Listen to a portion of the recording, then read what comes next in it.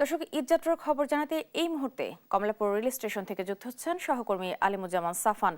সাফান, আপনার কাছে জানতে চাই, বগুড়ার যে ট্রেন দুর্ঘটনাটি ঘটেছে এর প্রভাবে আজ কোনো শিডিউল বিপর্যয় হয়েছে কিনা, আর ভোর থেকে কয়টি ট্রেন ছেড়ে গেছে সেটিও জানতে চাই আপনার কাছে।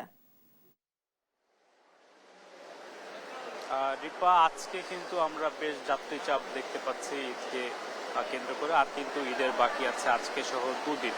তো গতকাল আসলে বগুড়ার সান্তাহার স্টেশন পেরিয়ে যেই ট্রেনটি দুর্ঘটনা কবলিত হয়েছিল সেই ট্রেনটি কিন্তু এখনো সম্পূর্ণভাবে উদ্ধার করতে পারেনি। তো যার কারণে পঞ্চগড় থেকে যে লাইনগুলো ঢাকায় এসেছে বা ঢাকায় গিয়েছে সেখানে কিন্তু কিছুটা বিলম্ব হয়েছে এবং রেলওয়ে কর্তৃপক্ষ কিন্তু সেটি আগেই জানিয়ে দিয়েছিল।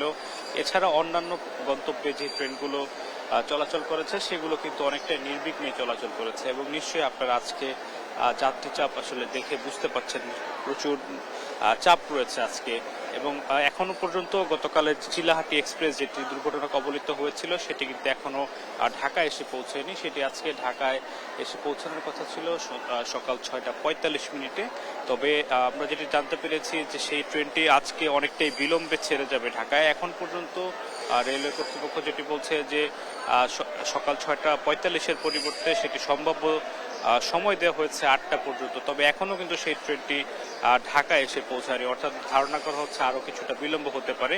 এবং যেহেতু সেই যে লাইনে ট্রেনটি চলাচল করছিল সেই লাইনটিও আসলে চ্যুত হওয়ার কারণে সেখানেও মেরামতের ব্যাপার রয়েছে। তো সবকিছু মিলিয়ে উত্তরবঙ্গগামী যে লাইন রয়েছে, ঢাকার সঙ্গে যোগাযোগ ব্যবস্থা রয়েছে, সেখানে কিছুটা বিলম্ব হবে।